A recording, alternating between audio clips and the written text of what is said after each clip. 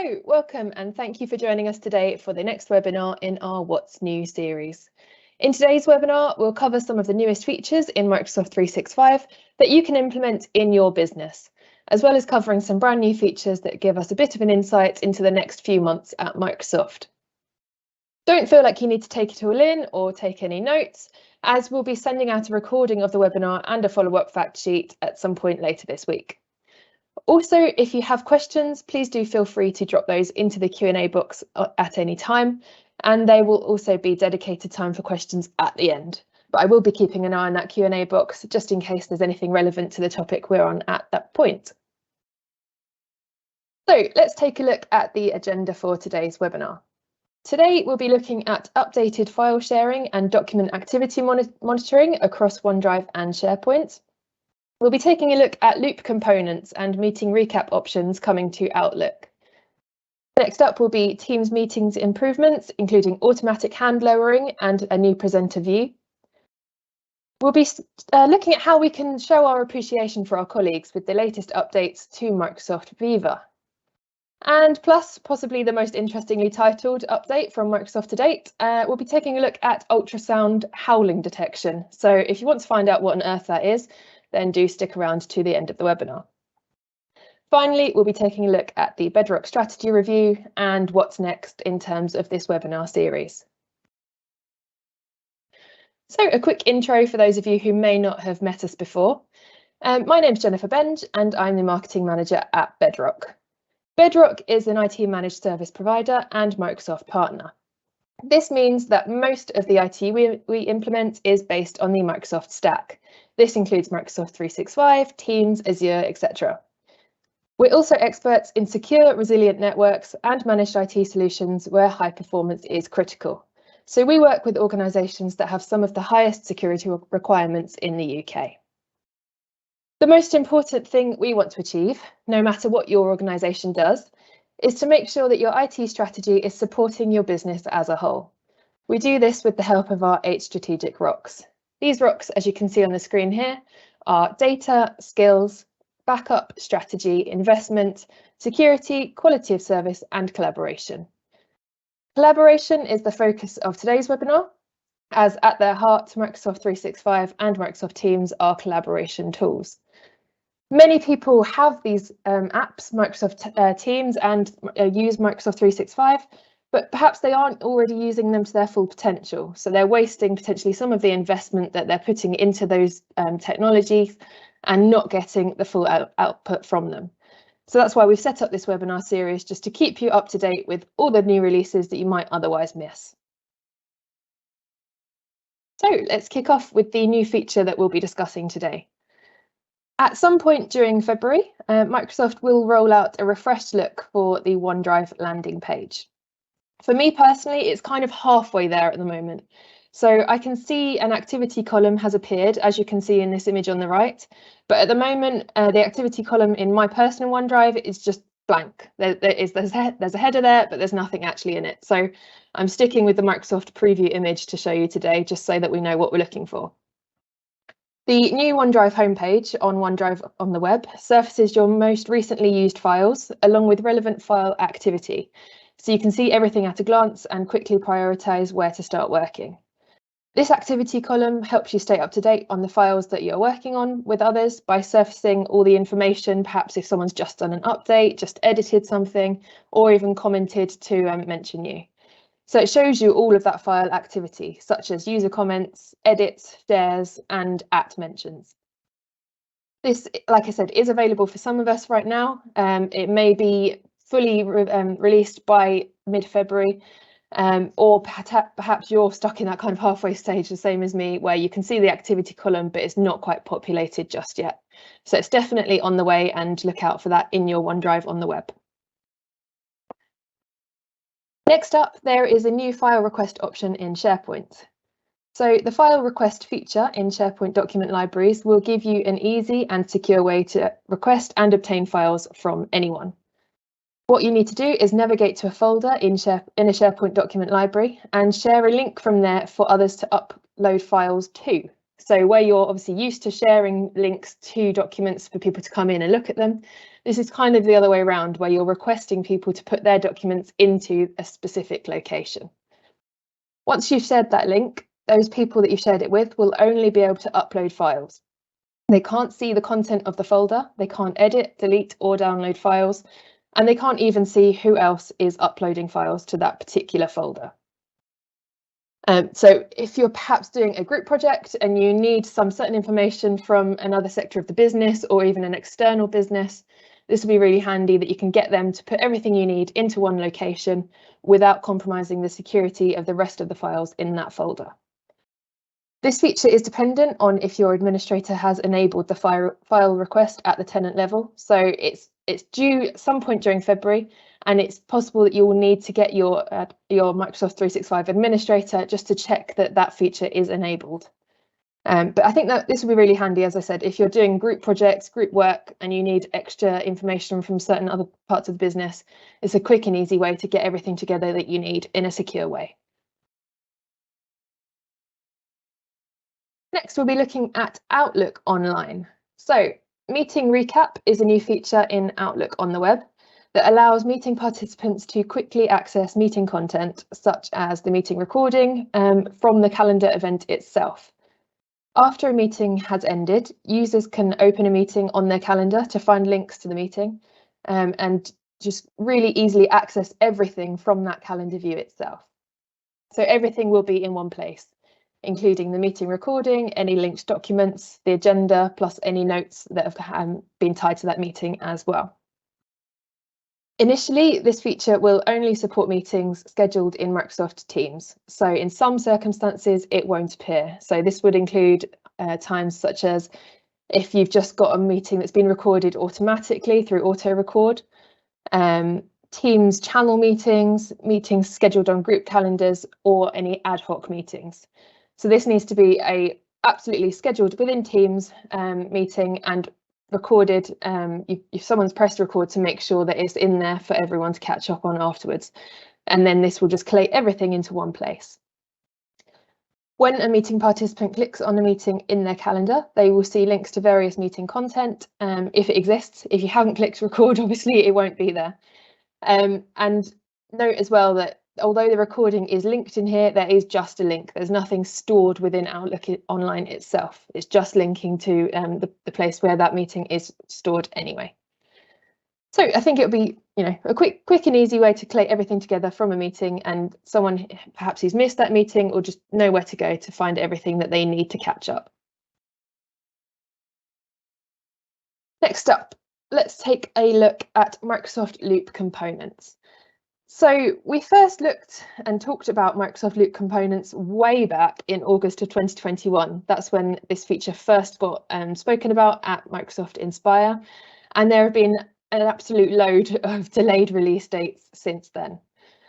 At the moment, Loop components are available in Teams, so we're just reminding ourselves with this video here how they can be used within Teams itself. So this is using the Loop task list component within a Teams chat. Using this list, you can capture actions you need your team to complete and assign responsibilities and due dates. So this just helps you set clear expectations for each person that gets tagged in that list. You can also pin the task list component to the chat for easy reference later. Because Loop components are always live and in sync, team members can add new tasks and check off completed tasks when it's best for them. No matter when and where the changes are made, the task list component remains live, and it's a single source of truth, essentially, so everyone knows what needs to get done. So this is the part that has existed in Microsoft Teams now for a little while. You may already be using it. So that's just a quick reminder of what Microsoft Loop is able to do for you. The update here is that Loop components are finally, having been spoken about so many times for the last 2 years, they are finally coming to Outlook. When you send a Loop component, everyone in the email can edit it inline in that email list itself and see the changes instantly. You'll also be able to copy and paste live components between email and Teams chats. So this is now live on Outlook on the web, not quite yet in the Outlook desktop app. So that's one caveat there. We are finally getting it in Outlook, but we're taking baby steps towards it. So to get this new feature, you will be alerted to the new feature via a teaching callout, and you can then start using these loop components within Outlook Online. When you compose a new email or reply to an existing one, you'll be able to insert a loop component via the toolbar or copy and paste components between email and Teams chats. This means you can collaborate right inside an email message. And again, just really worth pointing out that wherever that loop component is, whether you've replied in an email and put a new loop component in there or copy pasted it into Teams, the content within that component will always be live and up to date.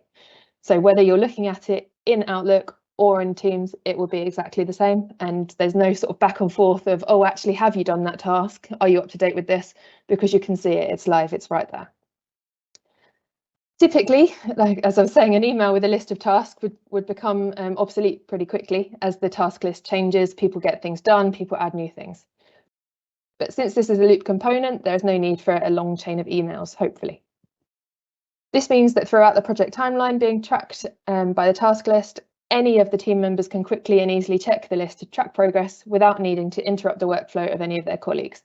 So again, no need to call people, email people to say, have you done this yet? Because you'll be able to see it right there, whether it's in Outlook or within Teams. I'm just going to catch up on a couple of questions that have come in just on those last 3 points that we've covered, so we don't forget before we get to the end. The Outlook recap, where is the meeting recording stored? So that is within SharePoint.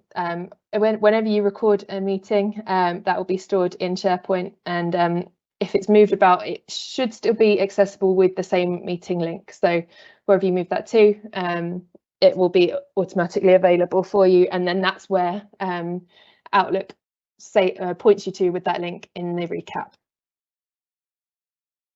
Is meeting recap coming to desktop Outlook? Yes, again, it seems that we're doing things, well, Microsoft are doing things first in Outlook Online and then saying they'll bring it to the desktop app as well. So it's kind of a minor test zone, public preview, if you like, online, and then fingers crossed, it should be coming to the desktop app soon.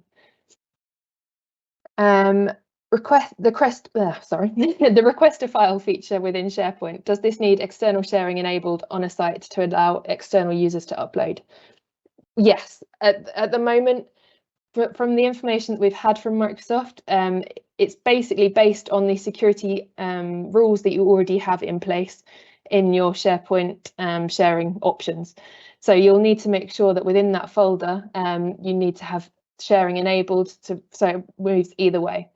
But this, like I said, it isn't quite live yet, so we will update you once we know absolute specifics about those security requirements to allow that to happen. Got a few more. Is it possible to interact with the loop component as a recipient in Outlook Desktop as well as in Outlook Online? Not at the moment. Again, this is a feature that is hopefully coming as soon as possible, but like I said, we started talking about this back in August 2021, so it's been a long journey so far, but this is the first step to getting it into the Outlook Desktop app as well. Right, there's a couple more questions, but I'm just going to move on, and hopefully we'll have time to cover the rest at the end, just because we've got a lot of other features to talk about today. Okay, here's a nice simple one that I think again will be one of those simple features that makes a big difference to some people's meetings, is that there is a new automatic hand lowering option coming to Teams meetings. So users who raise their hand in a Teams meeting and then speak will see a notification like the one on the screen right now, informing them that their hand will be automatically lowered soon. The notification will allow them to keep their hand raised if they choose to. So this is going to be in public preview around now. They're saying early February 2023 and in main production in March 2023. So keep an eye out for this coming very soon. I think this will just speed up meetings, make things flow a lot better, because often if people have their hands raised, they often forget to put it down after they've had their question answered. And just having the presenter asking, do you have another question, just kind of adds an extra couple of seconds. It breaks up the content, and I think this feature will make a big difference to that. So that is coming soon. Look out for that around March time. Next up, another Teams feature, there is a new presenter window while screen sharing. So during the Microsoft Teams meeting, presenters will soon have a new presenter window while they're screen sharing. The new presenter window will give more awareness of the meeting activity while you're sharing a screen or multitasking away from the main meeting window. The highlights of this new window include controls, which are docked along the top of the window, as you can see in the images there. It will make any of the active speakers' faces visible. So you're not going to have lots of tiny people in a gallery. You'll just be able to see any active speakers' videos there. And you'll also be able to see anyone who has their hand raised or any other important meeting notifications popping up there. So I think this is particularly useful if you're presenting on a single screen and you're having your whole screen taken up by the content that you're sharing. And you just need to keep an eye on what's going on in the meeting itself so you can get any feedback from your attendees. So that's coming soon. Look out for that. And another one that we've got in Microsoft Teams is calendar scheduling. Sorry, always struggle with that word. We actually covered this in October last year when it was originally supposed to be released, but it got delayed until now. Previously, when you were creating a meeting in Teams, you had to leave the meeting scheduling window to check a detail such as an attendee's name or a suggested time. So particularly if you're scheduling an external meeting, it's a different kind of email address format to the one you're used to. It was quite annoying just going backwards and forwards to check everyone's details before scheduling the meeting. So Microsoft have finally come up with a solution that stops this annoying back and forth. There is now a scheduling form that pops out as a separate window when you're scheduling things in your calendar. I have to say, when I double checked that this was available, it hadn't even clicked to me that this was finally the new feature being released. It just seems so obvious that you should be able to do this. It makes life so much easier. That yeah, I think it's probably already available for you, and let's just thank Microsoft for actually making our lives a bit more simple for once with this really easy update. Next up, we have Microsoft Viva Insights Praise. So before I go into the new feature again, I just wanted to do a quick cover of how to use the praise function in Viva Insights before moving on to the new update. You can use praise in the Microsoft Viva Insights app to recognise the contributions of your employees and co-workers. Praise messages are shown as notifications in Teams. You can also have a praise message delivered in a private chat or for wider recognition in a Teams channel conversation. So it might be something you're already using in your organisation. It might be something you're not quite aware of, but it is there, and it's quite nice sometimes just to recognise your colleagues and give them a bit of a boost in their working day. The new part is that with updates coming soon, praises received will be highlighted in a user's profile card in Teams and Outlook. This is due at some point early to late February, so it could be available for some people now. They do tend to roll out in stages, so keep an eye on that if you want to start using this feature. When you receive praise, the title and note will be visible on your profile card in Teams and Outlook, but only to people in your organisation who you have emailed, chatted to or met with in the past year. So if you don't know someone particularly well, they're not going to be able to see any of the praise that you've recently received from your co-workers. You will also be able to view their praise details in the same way. As you can see on the left here, if the idea of this absolutely just gives you the ick, and you don't want people to read all about how great you are, you can turn off the praise visibility in Teams to disable your praise highlights from showing. So it's possible to do that, but I think, it's quite nice. If you've done a great job and you have received praise for it, why not go ahead and share it? And that will soon be available in your Teams and Outlook contact card. Finally, we've made it to ultrasound howling detection. So despite the weird, interesting, fun name that Microsoft have given this, it's a simple and really useful idea that they're releasing soon. When multiple people join a meeting in the same room, a feedback loop is created, which causes echo. And if there's lots of you in there, or if both laptops are still on loud, this echo can quickly escalate into kind of howling noise, like you may have heard at sort of concerts, when a musician holds the mic close to a loudspeaker. If multiple users on laptops join from the same location, sound detection will recognise this, and a notification will share with the user that another Teams device is detected in the vicinity and is already joined with audio to the current meeting. It will then automatically mute the mic and speakers of the second person who has joined. So this is due in March 2023. It should be rolling out automatically. And I think it will just make a big difference to all of our ears, hopefully, that we're not getting that horrible feedback, screechy sound when people are joining in the same room and all have their speakers on loud at the same time. So ultrasound howling detection, that's what it does. It's going to stop you hearing that screechy feedback noise automatically and hopefully make all our meetings run a lot smoother. Look out for that coming in March. Okay, that's the updates done for today. I just wanted to talk quickly about the security review workshop that we run here at Bedrock. This is a one-day interactive workshop where you'll work with one of the Bedrock technical team to analyse the security features you already have in place and find the gaping holes where attackers can still find a way in. So during the course of this assessment, you will discover where you could be duplicating investment into cybersecurity tools that are all doing the same job. You can check that you're meeting requirements for your cybersecurity cyber insurance policy. Many of them won't pay out unless you monitor and manage your cybersecurity properly. And you can also find out where the cracks are in your technology environment that leave you open to attack and find out what you need to do to fix those. We have a limited number of places for this workshop available each month, so please do contact us if you think this could be a benefit to your organisation.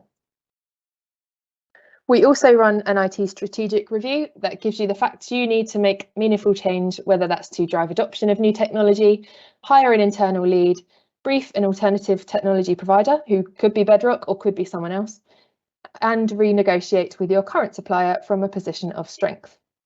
The Bedrock IT strategic review gets you to an executable plan.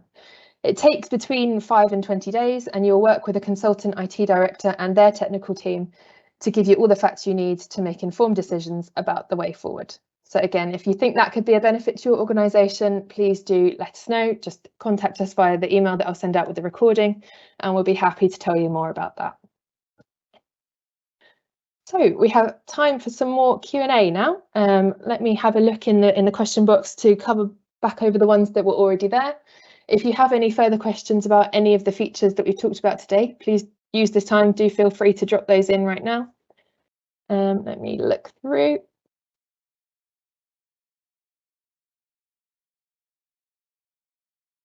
Can you embed praise into your SharePoint page? Seems like an easy and logical step. I absolutely agree, Nick. I will have to double check that for you. I think it is possible to have that Viva Insights page that we looked at earlier, that can be embedded into one of your main SharePoint pages. So that sort of column link will be available, but I will double check that for you and get back to you.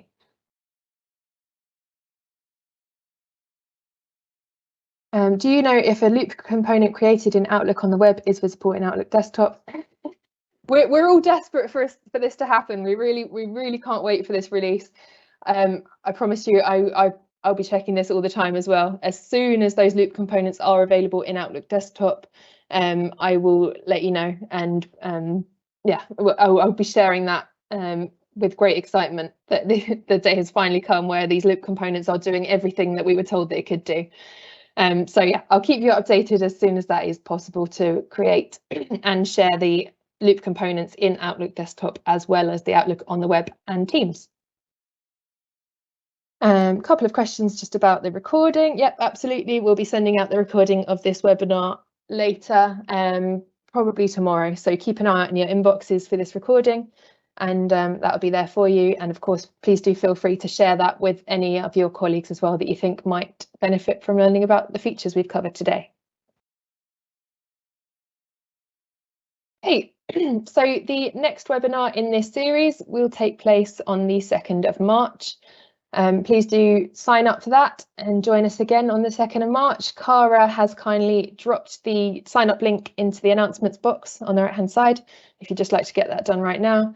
If not, please do feel free to register on the Bedrock website at any point, and we'll also obviously email you about it in the follow-up email as well. So all that's left for me to say is thank you all very much for joining us today, and I look forward to seeing you again in March. Have a great rest of your week, everyone. Bye.